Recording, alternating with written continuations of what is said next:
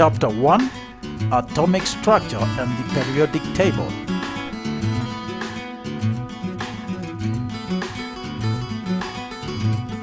Previously, we said that all things in the world are made of tiny indivisible particles called atoms.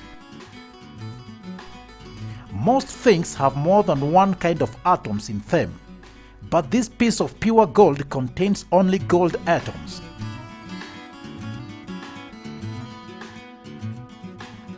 So we call it an element, a pure substance made up of one kind of atom.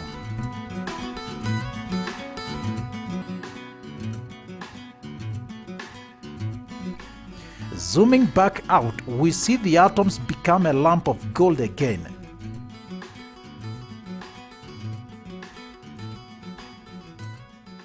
Because there are 92 kinds of atoms, there must be 92 elements too, one for each kind. In reality, however, there are close to 120 known elements, out of which the 92 occur naturally. The rest can be synthesized in the lab.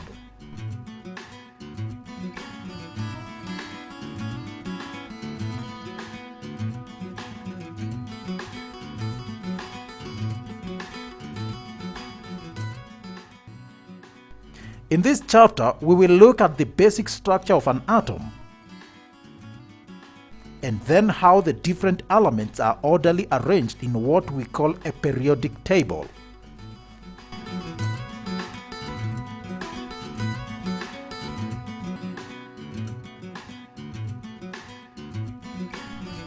Although no one has yet found a way to get a close-up view of an atom, different experiments have made it possible to build up a picture or model of what atoms consist of. The colors in this model are of course used to simply distinguish between different particles. In the center of an atom is the nucleus. This is made up of even smaller or subatomic particles called protons and neutrons. The protons each carry a positive electrical charge. The neutrons are as heavy as the protons but carry no charge. This means that overall the nucleus is positively charged, and orbiting around it are negatively charged particles called electrons. The size of the negative charge carried by an electron is equal to the positive charge carried by the proton. Now the electrons are moving at incredible speed, in fact 3/4 the speed of light. So what stops them from shooting off in any direction? If we could pull an atom apart into its components, we'd say that a neutral atom has the same number of electrons as protons, and it is the force of attraction between the positive and negative charges that prevent the electrons escaping. Each kind of atom is identified by the number of protons and electrons it has. A hydrogen atom has just one proton and one electron.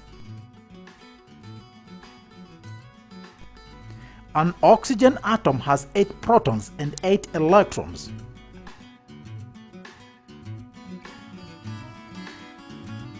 An iron atom has 26 protons and 26 electrons.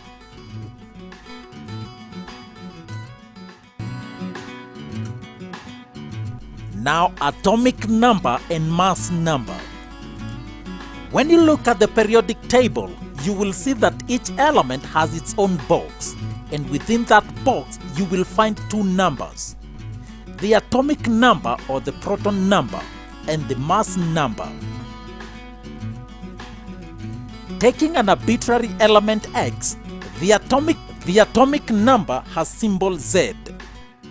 This number tells us how many protons are in one atom of an element. The number is always the same for all atoms of a particular element. Atoms of different elements have different atomic numbers, meaning they have different number of protons. For example, an atom of hydrogen has an atomic number of 1 because it has 1 proton. An atom of oxygen has atomic number 8 because it has 8 protons. The other number is the mass number. It has a symbol A. The mass number gives the sum of protons and neutrons that are in one atom of an element. A proton and a neutron each has a mass of 1, and the electrons are so small their masses do not need to be considered.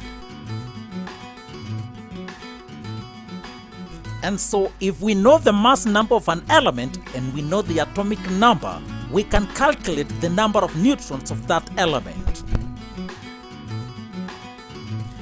The mass number is equal to atomic number plus the number of neutrons. The atomic number is just the number of protons. Therefore, mass number is equal to protons plus neutrons. If we take oxygen, it has mass number 16 and has an atomic number 8. How many neutrons does it have? Mass number is equal to protons plus neutrons. So neutrons is equal to mass number minus protons. That is 16 minus 8, which is equal to 8. Oxygen therefore has 8 neutrons. Lithium has mass number 7 and has atomic number 3. How many neutrons does it have? Mass number is equal to protons plus neutrons. Thus, neutrons is equal to mass number minus protons. That is 7 minus 3, which is 4. And so lithium has 4 neutrons.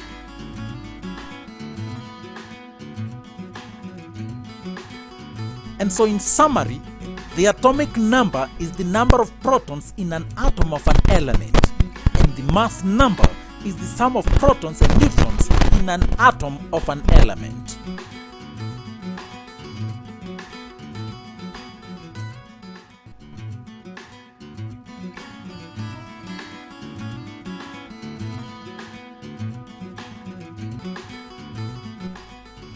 Energy levels and electron configuration. Electrons occupying the same energy level have approximately the same amount of energy. For the purpose of this video, we shall have the atom in 2 dimensions. We know the nucleus is at the center of an atom and it's made up of protons and neutrons, and around it are the electrons. We also know that in a neutral atom, the number of electrons always equal to the number of protons. So in a neutral atom of carbon, there are 6 protons, which means there must be 6 electrons. The electrons in an atom are organized around the nucleus in different energy levels or shells. Each shell can hold a certain maximum number of electrons. The first innermost shell can hold a maximum of 2 electrons. The other shells can hold up to a maximum of 8 electrons. For example, lithium has 3 protons, therefore it has 3 electrons. The first 2 electrons are in the first shell, close to the nucleus, and the third electron is placed in the second energy shell. This is called a dot and cross diagram and is used to show the electron configuration of atoms. You need be able to draw these diagrams as well as write the electron configuration. For lithium, it will be Li2,1. In the diagram, the nucleus is represented by the element symbol or a black dot. The energy levels are represented by circles around the nucleus, and the electrons are represented by dots or crosses. Carbon has 6 protons, therefore it has 6 electrons. The first 2 electrons are placed in the first energy shell, and the other 4 are placed in the second shell. This is written as C2,4. Magnesium has 12 protons, therefore it has 12 electrons. The first 2 electrons are in the first shell. The next 8 are placed in the second shell, and the last 2 are placed in the third shell.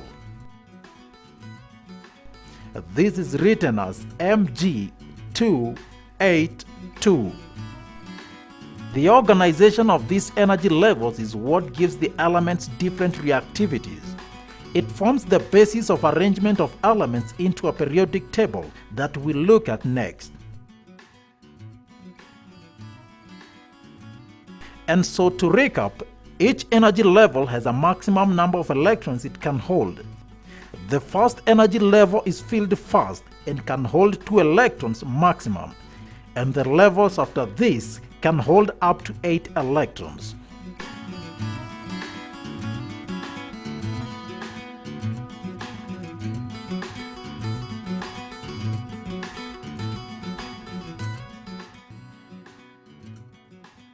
The periodic table.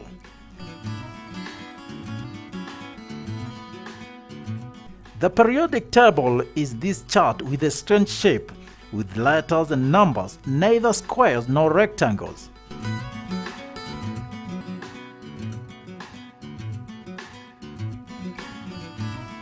You may know what some of these letters represent. C is the chemical symbol for carbon. O is the chemical symbol for oxygen. The chemical symbol for iron is Fe. Zn is zinc. Sodium is represented by Na because it comes from the Latin natrium. The symbol for gold is Au because in Latin it was called auros. You will also recognize the numbers appearing next to the letters. For example, the atomic number, which is the number of positive and negative charges of an atom.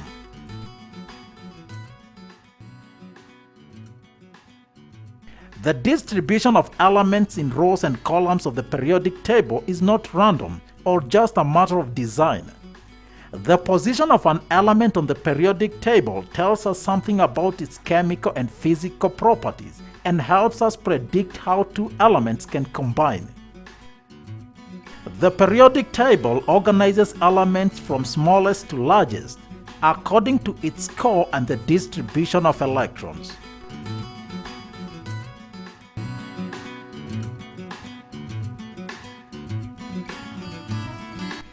In the first column of the periodic table, we have elements that have a single electron in the outermost energy level.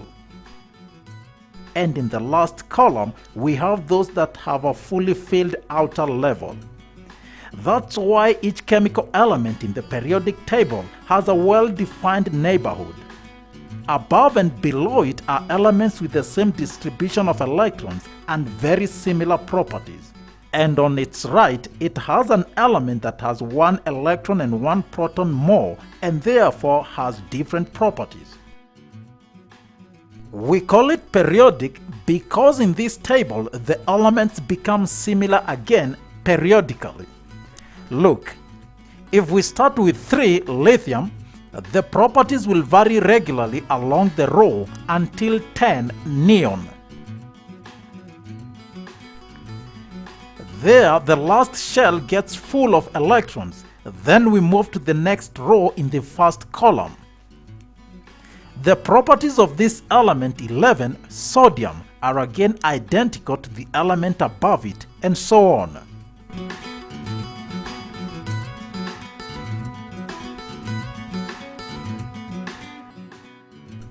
In the periodic table, the columns are called groups. Elements in the same group have the same number of electrons in the outermost energy levels.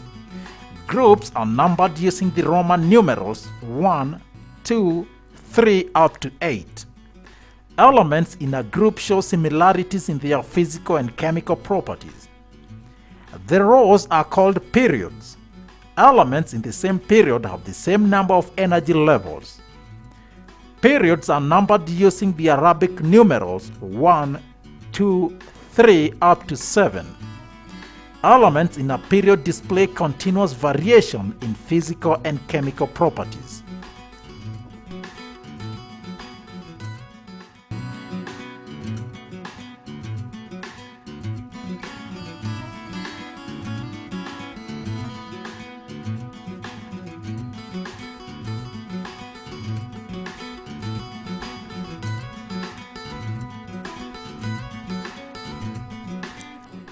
Relative atomic mass. An atom is too tiny to be weighed by any instrument. A more practical way to determine the mass of an atom is by comparing its mass with the mass of a standard element. In modern scale, carbon-12 is used as the standard element. Relative atomic mass of an element is the number of times the mass of the atom is greater than 1/12, the mass of a carbon-12 atom. The relative atomic mass of a carbon-12 atom is 12. For example, a magnesium atom is 24 times greater than 1/12 the mass of a carbon-12 atom. Then, the relative atomic mass of magnesium is 24. Relative atomic mass is a ratio of two quantities and therefore has no units. Relative molecular mass can also be determined through comparison with carbon-12 atom. Relative molecular mass of a substance is the number of times the molecule is greater than 1/12 the mass of carbon-12 atom. For example, carbon dioxide molecule is 44 times greater than 1/12 the mass of carbon-12 atom. Then, the relative molecular mass of carbon dioxide is 44. The relative molecular mass for a molecule can be calculated using the molecular formula of the substance and the relative atomic mass of each element in the molecule. For example, in carbon dioxide, relative molecular mass can be calculated by adding up all the masses of the relative atomic masses in carbon dioxide molecule. Thus, the relative molecular mass of carbon dioxide is 44.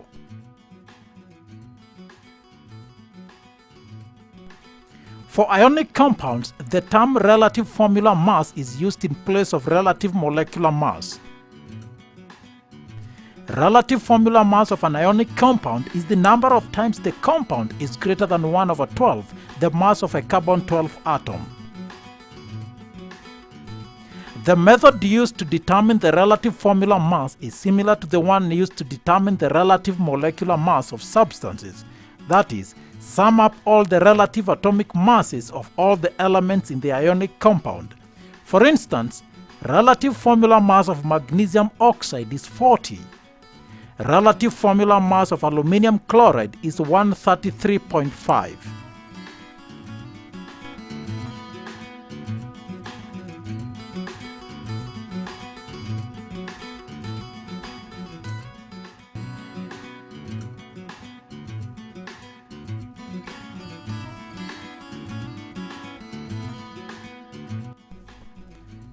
Relative isotopic mass.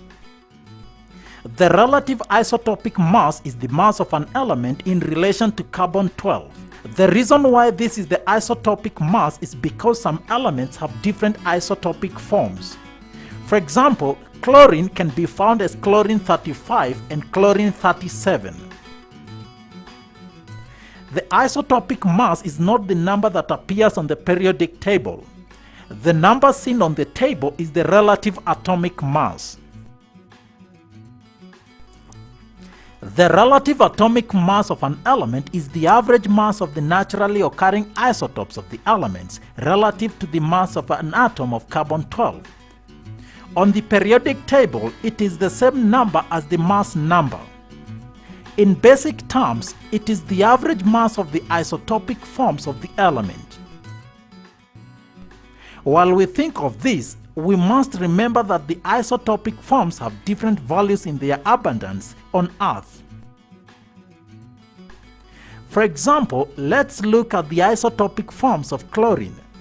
Some chlorine atoms have mass 35 and some of them have mass 37. In simple cases, you will take both values, add them together and find the average. In this case, it would be 35 plus 37 divided by 2 and you get an average of 36. But this is not how you calculate the relative atomic mass. We need to remember that we are talking about the number of atoms. There are a certain number of chlorine atoms with mass 35 and certain number with mass 37. However, within a sample, the numbers of each isotopes are not equal. So we take this into account when calculating the relative atomic mass so that we calculate a weighted average. Naturally occurring chlorine is made up of 75% chlorine-35 and 25% chlorine-37.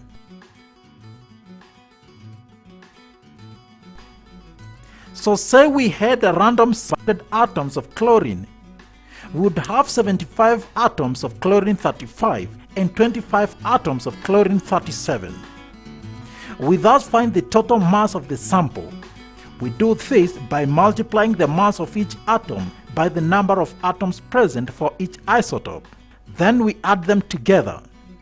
Chlorine-35 has 75 atoms and chlorine-37 has 25 atoms.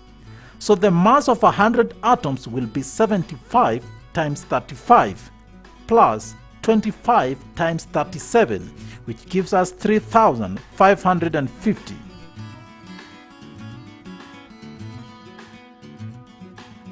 The mass of one atom will be the total mass divided by the total number of atoms. So the mass of one atom of chlorine will be 3,550 divided by 100, which gives us 35.5. The relative atomic mass has a value close to 35 because there are more atoms of chlorine-35 than chlorine-37. It is a weighted average.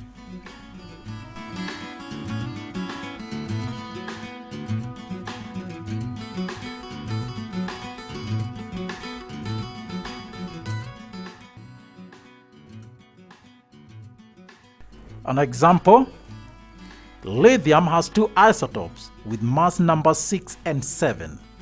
If the relative atomic mass of lithium is 6.94, determine the percentage abundance of each isotope.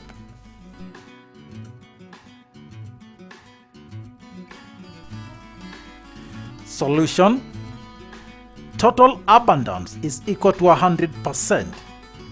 Assuming the percentage abundance of lithium-6 is X%, then the percentage abundance of lithium-7 will be 100 minus X%. And then we proceed as we did with chlorine and equate that to 6.94, the relative atomic mass or the weighted average.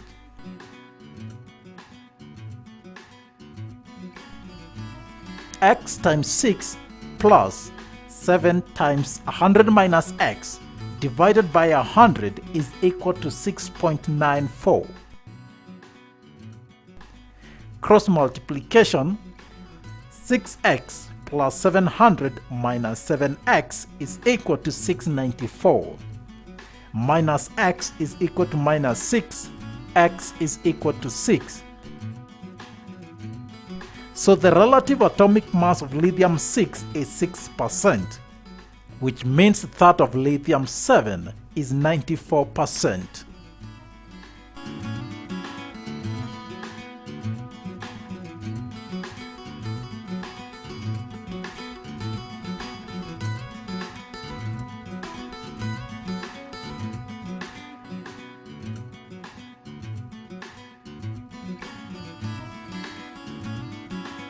Next, ion formation.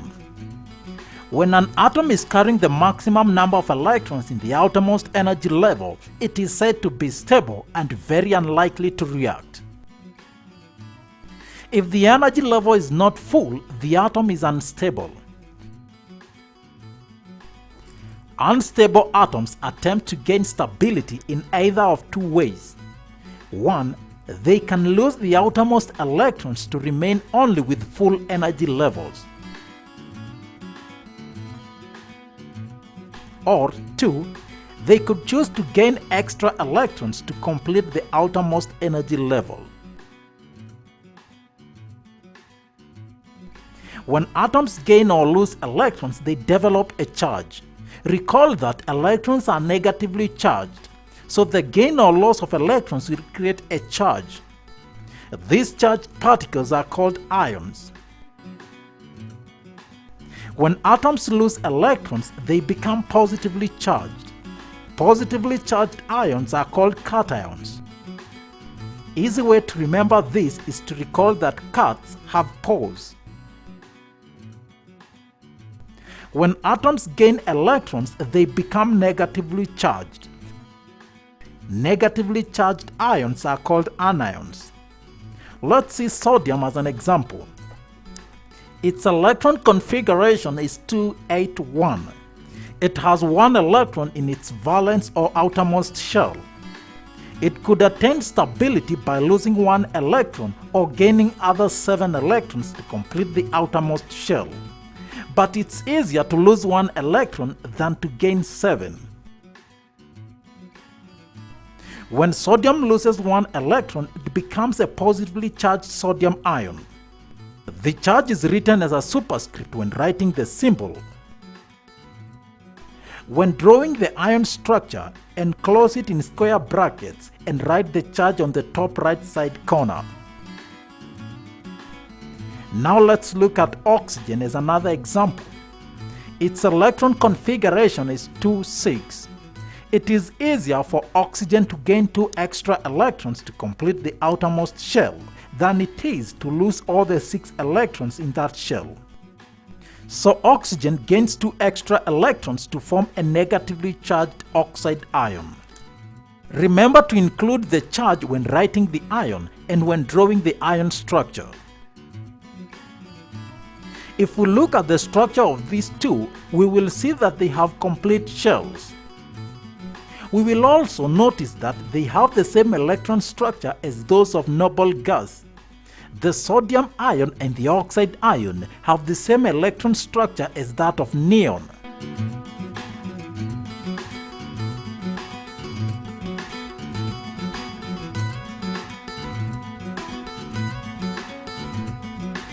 Can you draw the structure for calcium and chloride ions now? Pause the video and attempt. The electron configuration of calcium is 2,8,8,2. It loses 2 electrons to form a calcium ion. The electron structure of chlorine is 2,8,7. It gains 1 electron to form a chloride ion. These ions have the same electron arrangement as an argon atom.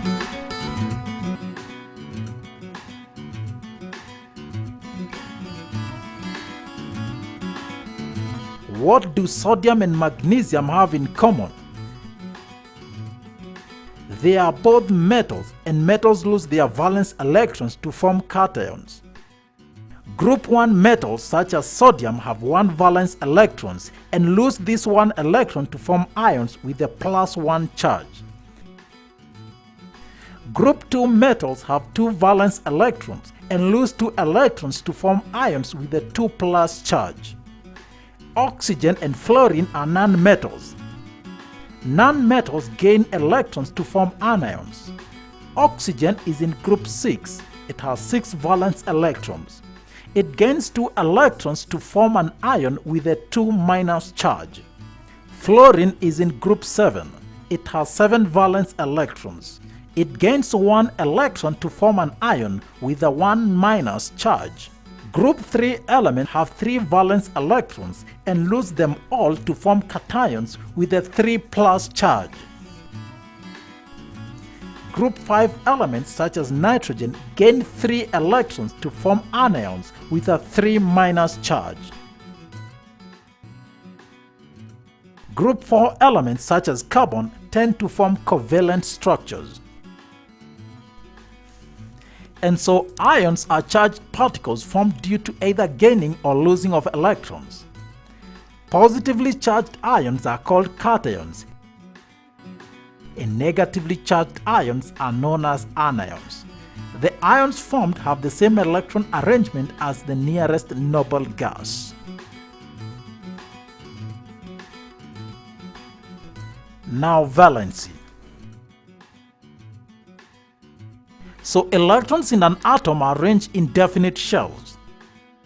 The electrons in the outermost shells are called valence electrons. The outer shell can accommodate a maximum of 8 electrons. It is also known that an atom with completely filled shells is stable and does not react easily. In other words, it means that the combining capacity is zero. The outermost shells of inert gases are completely filled and are thus stable. For example, helium and neon, where helium has 2 electrons in its outermost shell and all the other inert gas atoms have 8 electrons. Valency is the combining capacity of atoms to form a molecule, either with the same or different elements. For example, atoms like hydrogen, lithium, and sodium contain 1 electron in their outermost shells. Therefore, they can lose 1 electron, so their valency is 1. If an atom contains less than 4 electrons in the outermost shell, its valency is equal to the number of electrons in the valence shell. For example, aluminium has 3 electrons in its valence shell, so the valency of aluminium is 3. Conversely, if the outermost shell has more than 4 electrons, the valency is equal to 8 minus the number of electrons in the outer shell. For example, chlorine atom has 7 electrons in the outermost shell. Here, it is easier for chlorine to gain 1 electron instead of losing 7, and hence its valency is given by 8 minus 7, which gives us 1. The valency of an atom is an absolute number with no charge sign. Radicals are groups of atoms that carry a net charge, exist and react as a unit. Examples of radicals include sulfate ion, ammonium ion, nitrate ion, hydroxide ion, nitrite ion, hydrogen carbonate, hydrogen sulfate, carbonate, sulfite, and phosphate ions.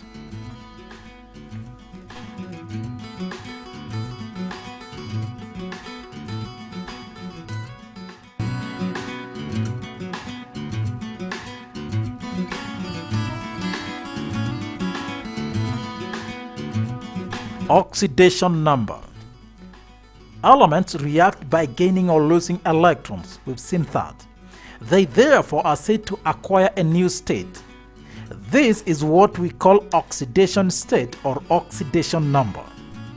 The oxidation number of an element shows the number of electrons gained or lost to attain its current state. However, unlike the valency, there are positive and negative oxidation numbers. For instance, sodium loses 1 electron to get a sodium ion. Its oxidation number is +1. Magnesium becomes a magnesium ion with oxidation number of +2.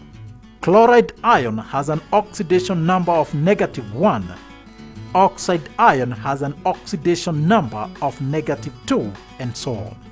Note, however, that it is the charged particle or the ion that has an oxidation number.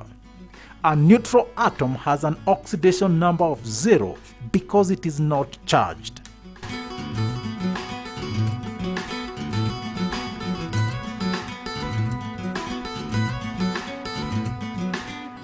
Chemical formula.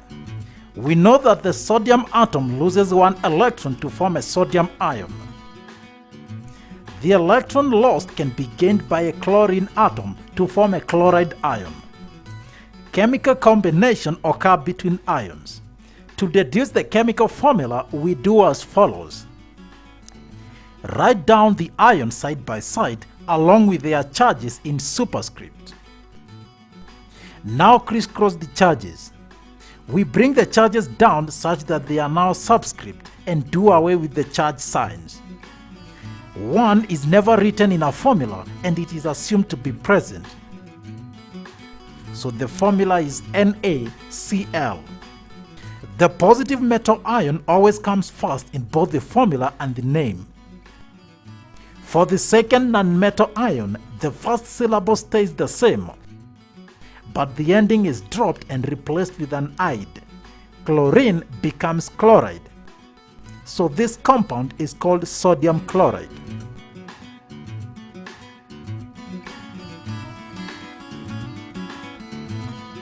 Now let's try magnesium and oxygen. These are the ions and their charges. Then we crisscross the charges and do away with the charge signs. We get this formula. Now 2 to 2 can be reduced to 1 to 1 and do away with 1. The formula is MgO. This compound is called magnesium oxide. We have kept the first syllable and changed the ending to an "ide". Now find the formula and name of the compound formed between calcium and fluoride.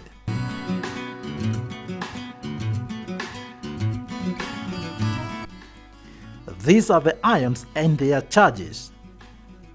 We crisscross and get the formula CaF2. The name is calcium fluoride. What of aluminium and sulfur? The chemical formula is A2S3 and the name is aluminium sulfide.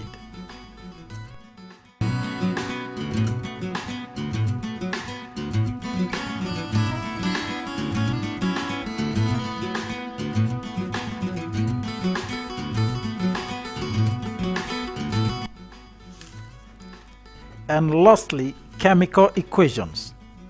This is just writing the word equations using the chemical symbols.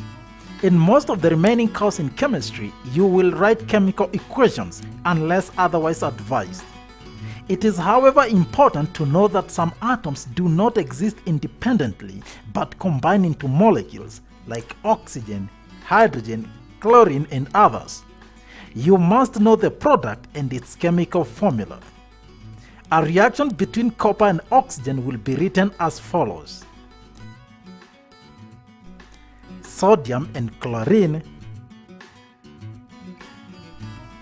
aluminium and oxygen, amongst many others.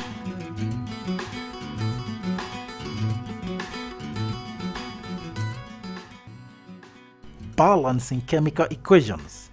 When a chemical reaction takes place, nothing is lost nor gained. All reactants must be part of the product. Consider the equation copper plus oxygen to give copper 2 oxide. Simply stated, one atom of copper reacts with 2 atoms of oxygen in an oxygen molecule to form copper 2 oxide. However, the formula of copper 2 oxide suggests there is one oxygen atom. So where is the other? In the law of conservation of matter, atoms are neither created nor destroyed. We must therefore balance the equation by multiplying some parts with certain factors. The multiplying factors must be in their simplest ratios. In the above, we shall multiply copper by 2 and also copper 2 oxide by 2. So there are 2 copper atoms on the left and 2 copper atoms on the right. The same goes for oxygen. This equation is now balanced. Below are balanced chemical equations.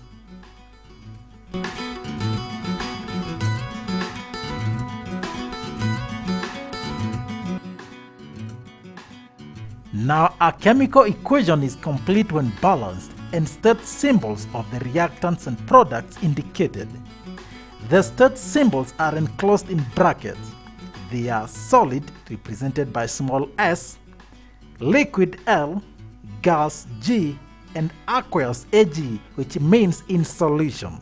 Notice that precipitates are solids. Dilute acids fall under aqueous. So for the above equations, we can complete them as follows. Notice that the state symbols are not subscripts, they are just small letters.